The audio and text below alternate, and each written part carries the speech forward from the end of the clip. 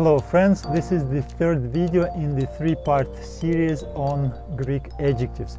In this video we are going to study the substantive use of adjectives. And if you haven't watched the first and the second part in this series, please check the description box below. It has links to those two videos. And if you want more of the biblical Greek grammar, please consider to enroll into my online video course of the biblical Greek from Alpha to Omega. So now let's jump into our lesson today.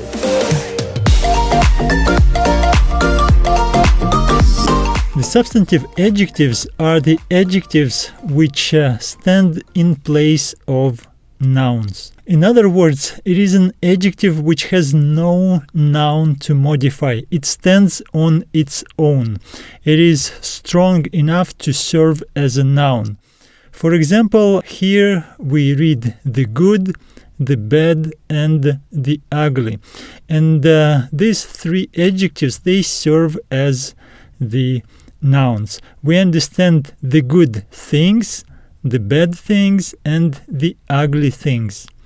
In this example, we read the blind, and we understand it is the blind person. We don't know whether it is a man or a woman, a child, or maybe it is a collective term describing a group, the blind people. And the same is true here, the righteous, and we understand the righteous person or righteous people. So as we look at these English examples, we can see a few characteristics of the substantive adjectives. The first one is that it has an article. All of these examples have the definite article. And the second one is all of these examples lack nouns. So we just have an adjective with an article standing on its own. And what is true for English is true also for the Koine Greek. So the substantive adjectives in Greek are the adjectives which have an article and they do not have a noun to modify.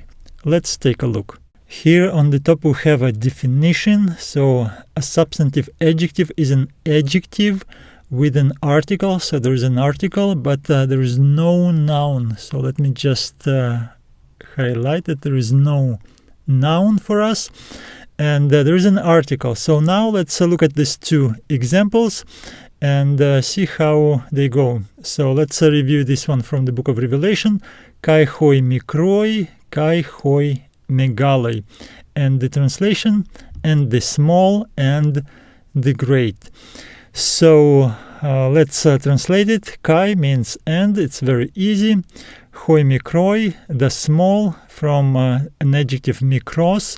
Here we have plural form, so the implied noun is people, it is plural. So the small people, kai, and hoi megaloi, the same plural ending, the great people. As you can see, translation of the substantive adjectives is very simple. You just give a literal translation, and usually the context will give you which noun it represents. So in our example, and the small and the great, and both of these adjectives, they represent people, the small people and the great people.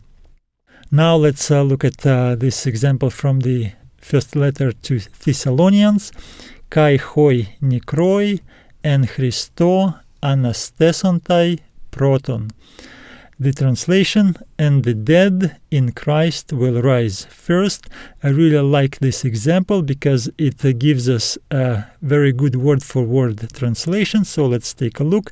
Kai means and here we have hoi nikroi. It has the same plural ending, hoi. And the translation from Greek adjective nekros, which means dead. And here we have the translation, the dead, and it implies a plural number, so dead people. And then we have a prepositional phrase, en Christo, which we translate in Christ. Further, we have a verb, future verb, anistemi, which means rise up. So, and the dead in Christ will rise. And the last word is proton, from protos, which means first. It is an adverb. So this is what we have here. And the dead in Christ will rise first. So as you can see, here we have our adjective. It has the definite article, but it has no noun to modify. There is no noun right here, so it stands on its own, so it becomes a noun. So the dead people. And the same is true right here. Hoi mikroi kai hoi megale. We have two adjectives, two definite articles, but no nouns. So these adjectives, they become nouns. We understand them, the small people, the great people, and here the dead. The dead people in Christ will rise first. Two more examples. First, let's review the example from the Gospel of Matthew, chapter 13. We read, Erchetai ho paneros. The translation, the evil one comes. First, we have a verb here, erchetai. It comes from the verb erchomai, I come, I go, and it stands in the third person singular. This is the ending tai for the third person singular, meaning he or she goes, and this is why we have it right here in the third person singular as well, comes. So comes ho paneros, and this is our adjective. The adjective paneros means evil, it means wicked, and now we have this definite article in front of this adjective.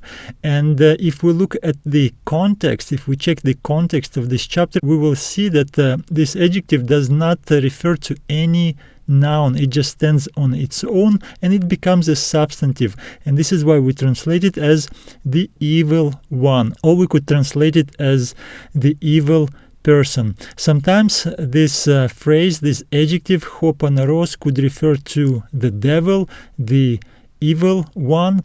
So sometimes it's a technical term, so we don't know whether it refers to a person, to a man, or it could be a reference to the devil. And we translate this one as the evil one comes.